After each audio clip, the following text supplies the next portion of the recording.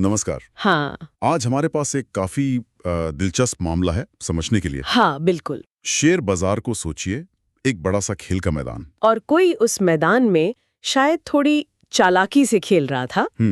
हमारे पास जो जानकारी है, मतलब कुछ लेख और नोट्स हैं, वो बताते हैं कि कैसे इस मैदान के रेफरी यानी SEBI, securities and exchange board of India, ने एक बहुत बड़े विदेशी खिलाड़ी जेन स्ट्रीट की एक चालाकी पकड़ी। हाँ, ये मामला काफी चर्चा में रहा है। तो आज हम इसी पूरे मामले को खंगालेंगे, कोशिश करेंगे कि बिल्कुल आसान शब्दों में समझे, जैसे किसी बच्चे को समझाते हैं। हाँ, कोशिश करते हैं। हमारे स्रोतों में वो खेल के मैदान वाला उदाहरण भी है, उसका भी इस्तेमाल करेंगे। तो चलिए शुरू करते हैं ये पड़ताल। चलिए। तो सबसे पहले सेबी की बात करते हैं। ये कौन है, इनका काम क्या है इस बाजार वाले खेल के मैदान में? देखिए, सेबी को आप समझ लीजिए बाजार का रेगुलेटर, या जैसे आपने कहा एक सख्त रेफरी। हाँ, रेफरी। उनका मेन काम है ये पक्का करना कि खेल नियमों के अंदर हो, सबके साथ बराबरी का बर्ताव हो, कोई धोखाधड़ी ना करे, गलत तरीके इस्तेमाल ना करे। अच्छा। वो नियम बनाते हैं, नजर रखते हैं, और अगर कोई नियम तोड़े तो सजा भी देते हैं। मकसद है बाजार में भरोसा बनाए रखना, उसको सेफ रखना। ठीक है, तो इससे भी हो गए नियमों के रखवाले। अब आते हैं जेन स्ट्रीट पर। ये खिलाड़ी कौन है, इनकी क्या भूमिका थी बाजार में? जेन स्ट्रीट एक बहुत बड़ी ग्लोबल ट्रेडिंग फर्म है, मतलब दुनिया भर में काम करती है। ओके। और ये एल्गोरिथमिक ट्रेडिंग में माहिर है। एल्गोरिथमिक ट्रेडिंग मतलब कंप्यूटर प्रोग्राम्स का इस्तेमाल करके बहुत तेजी से और बहुत बड़े पैमाने पर खरीद बिक्री करना। अच्छा, कंप्यूटर से ट्रेडिंग। हाँ, ये 2023 में भारतीय बाजार में काफी एक्टिव हुए, खासकर डेरिवेटिव सेगमेंट में। डेरिवेटिव्स जैसे फ्यूचर्स और ऑप्शंस। बिल्कुल। जेन स्ट्रीट बैंक निफ्टी और निफ्टी 50 इंडेक्स ऑप्शंस में ट्रेड करते थे, और वो इतने बड़े खिलाड़ी बन गए थे कि कुछ दिनों में तो आप मानेंगे नहीं, भारतीय डेरिवेटिव्स बाजार का जो कुल वॉल्यूम था ना, हाँ, उसका लगभग 5वां हिस्सा, मतलब करीब-करीब 20% इन्हीं के सौदों का होता था। अरे 20% अकेले एक फर्म का? हाँ, तो जाहिर है इतने बड़े पैमाने पर जब कोई एक खिलाड़ी ट्रेड करेगा तो रेगुलेटर यानी सेबी का ध्यान तो जाएगा ही। बिल्कुल, 20% तो बहुत ज्यादा है। यहीं से मामला मुझे लगता है दिलचस्प होता है। सेबी ने पाया कि जेन स्ट्रीट एक खास तरह की स्ट्रैटेजी अपना रहा था, खासकर गुरुवार को, एक्सपायरी डे पर। ये क्या था? हाँ, सेबी की जांच में यही सामने आया कि कम से कम 15 एक्सपायरी डेज पर जेन स्ट्रीट ने एक पैटर्न इस्तेमाल किया। इसको आप मोटे तौर पर पंप एंड डंप का एक कॉम्प्लेक्स रूप कह सकती हैं। Pump and dump. हाँ, लेकिन ये ऑप्शंस मार्केट के लिए डिजाइन किया गया था। इसके 2 हिस्से थे। अच्छा, बताइए। पहला, सुबह का पंप। सुबह बाजार खुलने के बाद जेन स्ट्रीट बड़ी क्वांटिटी में बैंक निफ्टी फ्यूचर्स खरीदता था। फ्यूचर्स खरीदे, ओके।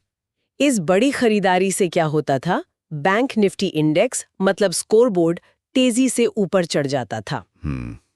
आर्टिफिशियल डिमांड कह सकते हैं। अब दूसरा हिस्सा देखिए, दोपहर का डंप। हाँ।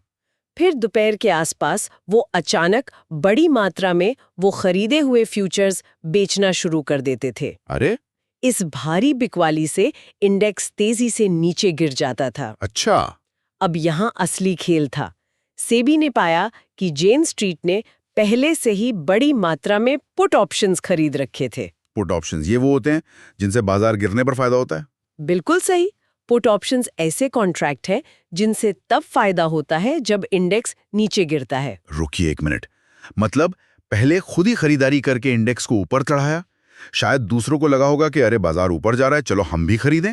हो सकता है। फिर अचानक सब बेचकर इंडेक्स को नीचे गिरा दिया, और क्योंकि उन्होंने पहले से ही बाजार गिरने पर पैसा बनाने वाले सौदे वो पुट ऑप्शंस कर रखे थे, तो इस गिरावट से उन्हें भारी मुनाफा हुआ। बिल्कुल सही समझा आपने। सुबह इंडेक्स को ऊपर ले जाकर एक माहौल बनाया, फिर दोपहर में उसे गिराकर अपने पहले से प्लान किए हुए ऑप्शन ट्रेड से मोटा पैसा कमाया। तो ये तो जानबूझकर की गई बाजार मैनिपुलेशन हुई ना, मतलब बाजार को अपने फायदे के लिए चलाना। सेबी का तो यही कहना है कि ये जानबूझकर बाजार को मैनिपुलेट करने की कोशिश थी। ये वाकई गंभीर आरोप है। इस स्ट्रैटेजी से उन्होंने कितना कमाया होगा, कुछ अंदाजा है? आंकड़े क्या कहते हैं? हाँ, स्रोत बताते हैं कि सिर्फ एक एक्सपायरी डे पर इस स्ट्रैटेजी से करीब 734.93 करोड़ का मुनाफा कमाया गया। एक दिन में 734 करोड़। हाँ, एक एक्सपायरी डे पर। और सेबी का अनुमान है कि जनवरी 2023 से मार्च 2025 के बीच, मतलब करीब 2 साल में, इस तरह की एक्टिविटीज से जेन स्ट्रीट ने कुल मिलाकर करीब 36,500 करोड़ रुपए का संभावित लाभ कमाया। 36,500 करोड़, बाप रे। हाँ, ये रकम बहुत बड़ी है और दिखाती है कि ये पैटर्न कितने बड़े स्केल पर चल रहा था। ये तो चौंकाने वाले आंकड़े हैं। अब सवाल ये है कि सेबी ने ये सब पकड़ा कैसे? मतलब ये एल्गो ट्रेडिंग तो बहुत तेज होती है, बहुत कॉम्प्लेक्स होती है, इसे पकड़ना आसान नहीं होगा। नहीं, आसान तो बिल्कुल नहीं था। सेबी ने इसके लिए अपनी जो सर्वेलेंस सिस्टम है, निगरानी प्रणाली और एडवांस्ड एनालिटिक्स का इस्तेमाल किया। अच्छा, टेक्नोलॉजी का इस्तेमाल। बिल्कुल। उन्होंने करोड़ों ट्रेड्स के डेटा को एनालाइज किया, खासकर जनवरी 2023 से मार्च 2025 के बीच के वो 18 एक्सपायरी डेज जिन पर शक था। इस डेटा एनालिसिस में उन्होंने बार बार वही पैटर्न देखा। सुबह जेन स्ट्रीट की बड़ी खरीदारी, इंडेक्स ऊपर, फिर दोपहर में उनकी बड़ी बिकवाली और इंडेक्स तेजी से नीचे। पैटर्न पकड़ में आ गया। हाँ, सेबी ने मिनट दर मिनट के ग्राफ्स भी बनाए, जिनसे साफ दिखा कि जेन स्ट्रीट के ट्रेडिंग ऑर्डर्स और बैंक निफ्टी इंडेक्स की चाल में सीधा कनेक्शन था। ये सिर्फ संयोग नहीं हो सकता था। मतलब डेटा झूठ नहीं बोलता। अच्छा, क्या सेबी ने जेन स्ट्रीट को पहले कोई वार्निंग दी थी? हाँ, और यही बात इस मामले को और सीरियस बनाती है। सूत्रों के मुताबिक सेबी ने फरवरी 2025 में जेन स्ट्रीट को इस संदिग्ध ट्रेडिंग पैटर्न के बारे में अनौपचारिक रूप से आगाह भी किया था। अच्छा, पहले बताया था? हाँ, लेकिन इसके बावजूद ये एक्टिविटीज जारी रहीं। जब वार्निंग को नजरअंदाज किया गया, तब सेबी ने फॉर्मल जांच शुरू की और फिर कड़े कदम उठाने का फैसला किया। वार्निंग के बाद भी जारी रखना, ये तो रेगुलेटर को सीधी चुनौती देने जैसा हो गया। तो फिर सेबी ने क्या एक्शन लिया? सजा क्या हुई?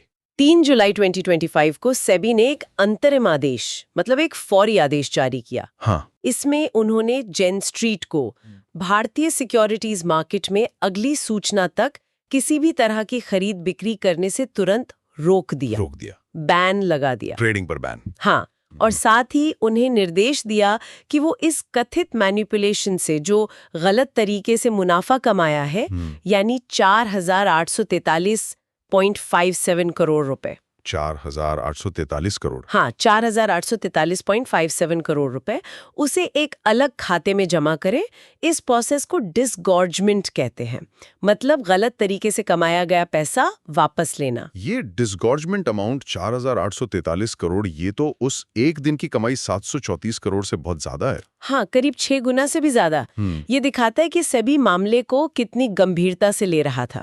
सेबी ने बैंकों को जेन स्ट्रीट के खाते फ्रीज करने का भी निर्देश दिया था, ताकि ये रकम जमा होने से पहले कोई फंड ट्रांसफर ना हो पाए। अच्छा, पूरी नाकाबंदी। हाँ, जब जेन स्ट्रीट ने 14 जुलाई 2025 तक ये पूरी रकम सीधे खाते में जमा कर दी, तब उनके ट्रेडिंग पर लगी रोक हटाई गई।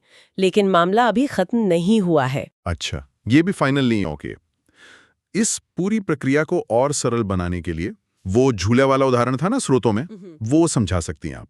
शायद उससे ये कॉम्प्लेक्स चीज और आसानी से समझ आ जाए। हाँ, वो उदाहरण काफी अच्छा है इसे समझने के लिए। सोचिए कि जेन स्ट्रीट खेल के मैदान में एक बड़े झूले पर है। ठीक है। सुबह वो जोर जोर से पैर मारकर झूले को बहुत ऊंचा ले जाता है। ये वैसे ही है जैसे बैंक निफ्टी इंडेक्स को खरीदारी करके ऊपर ले जाना। हाँ।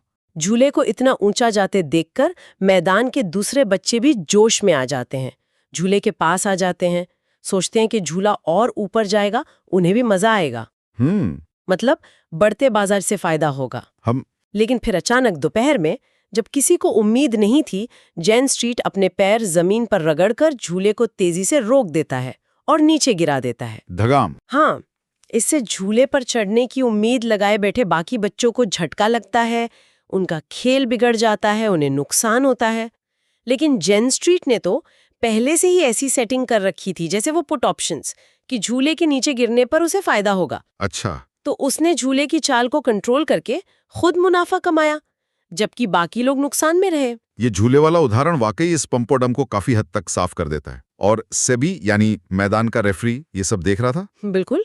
रेफरी ने देखा कि झूले के साथ गलत हो रहा है, नियम तोड़े जा रहे हैं। एक बड़ा खिलाड़ी अपनी ताकत का गलत इस्तेमाल करके जानबूझकर झूले को खतरनाक तरीके से ऊपर नीचे कर रहा है।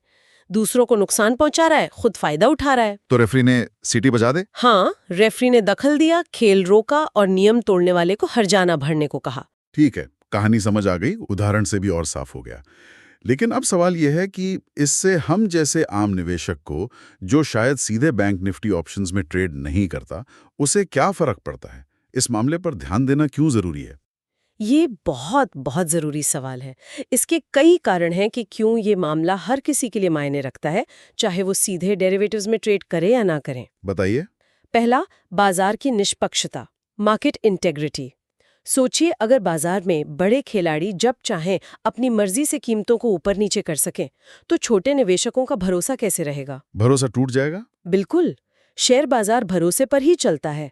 अगर भरोसा खत्म, तो लोग निवेश क्यों करेंगे? इसका असर पूरी इकोनॉमी पर पड़ेगा। सही बात है। दूसरा, निवेशकों की सुरक्षा, इन्वेस्टर प्रोटेक्शन। इस तरह की मैनिपुलेशन से बाजार में बेवजह की उठापटक, वॉलेटिलिटी पैदा होती है।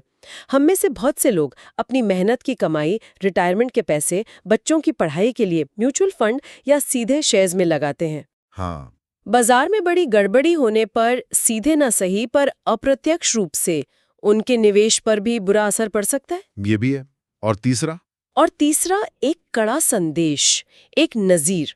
ये मामला एक बड़ा मैसेज देता है कि भारतीय बाजार में नियम सबके लिए बराबर हैं, चाहे खिलाड़ी कितना भी बड़ा हो, कितना भी टेक्नोलॉजिकली एडवांस्ड क्यों ना हो। नियम तो नियम है। हाँ, अगर कोई नियम तोड़ेगा तो रेगुलेटर एक्शन लेगा। ये दूसरों के लिए भी एक चेतावनी है, जो शायद ऐसा कुछ गलत करने की सोच रहे हों। तो अब आगे क्या? जेन स्ट्रीट ने पैसा जमा कर दिया, ट्रेडिंग बैन हट गया, मामला खत्म? नहीं, जैसा मैंने कहा, अभी ये मामला पूरी तरह से बंद नहीं हुआ है। सेबी का वो जो 4,843 करोड़ जमा कराने का आदेश था, वो एक अंतरिम आदेश था। अच्छा, इंटरिम ऑर्डर। हाँ, अभी सेबी इस मामले में और सुनवाई करेगा, पूरी जांच करेगा और फिर एक फाइनल ऑर्डर पास करेगा। हो सकता है फाइनल ऑर्डर में कोई लंबी अवधि का बैन लगे या और जुर्माना लगे। और ये भी हो सकता है कि जेन स्ट्रीट इस अंतरिम या फाइनल ऑर्डर के खिलाफ अपील करे सिक्योरिटीज अपीलेट ट्रिब्यूनल सैट में। तो कानूनी प्रक्रिया अभी कुछ समय और चलेगी। मतलब पिक्चर अभी बाकी है, कह सकते हैं। इस बीच सेबी ने न केवल जेन स्ट्रीट पर बल्कि पूरे बाजार पर अपनी निगरानी और कड़ी कर दी है। एक इंटरेस्टिंग बात यह भी है कि सूत्रों के अनुसार सेबी ने अप्रैल 2024 से जून 2025 के बीच करीब 886 दूसरी कंपनियों या लोगों को भी संदिग्ध या धोखाधड़ी वाली ट्रेडिंग के लिए चेतावनी दी है। 886? हाँ, मतलब सेबी काफी एक्टिव है इस मामले में। हाँ, वो काफी सतर्क हैं। और क्या इस घटना के बाद भविष्य में ऐसे मामलों को रोकने के लिए कुछ नए नियम या उपाय भी आ सकते हैं? इसकी काफी संभावना है। इस मामले ने एक्सपायरी डे पर जो बड़े ट्रेड से वॉलेटिलिटी होती है, उस पर बहस तेज कर दी है। हो सकता है भविष्य में सेबी डेरिवेटिव सेगमेंट में खासकर एक्सपायरी डे के आसपास पोजीशन लिमिट्स को लेकर नए नियम बनाए। Position limits? हाँ, मतलब कोई एक क्लाइंट या ब्रोकर एक समय में कितनी बड़ी पोजीशन ले सकता है, उसकी एक सीमा तय कर दी जाए, ताकि कोई एक बड़ा खिलाड़ी अपनी ताकत का इस्तेमाल करके पूरे बाजार को गलत तरीके से हिला ना सके। खेल सबके लिए ज्यादा सुरक्षित और निष्पक्ष बना रहे। ये तो अच्छा कदम होगा। तो कुल मिलाकर कहानी ये है कि बाजार के रेफरी सेबी ने अपनी पैनी नजर और टेक्नोलॉजी के जरिए एक बड़े खिलाड़ी जेन स्ट्रीट की एक सोची समझी मैनिपुलेशन को पकड़ा। हाँ, ये रणनीति पंप एंड डंप जैसी थी, जिसमें इंडेक्स को पहले ऊपर चढ़ाया, फिर गिराकर ऑप्शन से मुनाफा कमाया। सेबी ने न सिर्फ रोक लगाई, बल्कि गलत तरीके से कमाया मुनाफा भी वसूला और बाजार में कड़ा संदेश दिया। बिल्कुल। ये मामला भारतीय रेगुलेटर की क्षमता और बाजार को साफ रखने की उसकी कमिटमेंट को दिखाता है। हाँ, ये दिखाता है कि नियम तोड़ने वालों के लिए यहाँ जगह नहीं है, चाहे वो कितने भी बड़े क्यों ना हो। आज की इस चर्चा से एक सोचने वाली बात मेरे मन में आ रही है। जेन स्ट्रीट जैसी फर्में ट्रेडिंग के लिए बहुत एडवांस टेक्नोलॉजी यूज करती हैं, हाई फ्रीक्वेंसी एल्गो ट्रेडिंग। वो सेकंड के हजारवें हिस्से में ट्रेड कर सकते हैं। हाँ, बिल्कुल। सवाल ये है कि क्या हमारे रेगुलेटर जैसे सेबी भी उतनी ही तेजी से और असरदार तरीके से इन तकनीकों का इस्तेमाल निगरानी और एनफोर्समेंट के लिए कर पा रहे हैं? क्या ये रेगुलेटरी टेक्नोलॉजी, जिसे रेगटेक कहते हैं, उसकी दौड़ में रेगुलेटर हमेशा ट्रेडर्स से एक कदम पीछे रहेंगे? ये बहुत अहम सवाल है। या वो भी इस टेक्नोलॉजी का फायदा उठाकर ऐसी मैनिपुलेशन को और जल्दी, शायद रियल टाइम में पकड़ सकते हैं? ये एक बड़ा चैलेंज है जिस पर दुनिया भर के रेगुलेटर्स को लगातार काम करने की जरूरत है। बिल्कुल सही। टेक्नोलॉजी का इस्तेमाल दोनों तरफ हो रहा है, तो रेगुलेटर्स को भी हमेशा आगे रहना होगा। अगर वीडियो उपयोगी लगा हो तो लाइक और शेयर जरूर करें। ऐसी ही रोजाना मार्केट एनालिसिस और ट्रेडिंग सेटअप्स के लिए चैनल को सब्सक्राइब करें और बेल आइकन दबाएं। मिलते हैं अगली ट्रेडिंग सेशन में।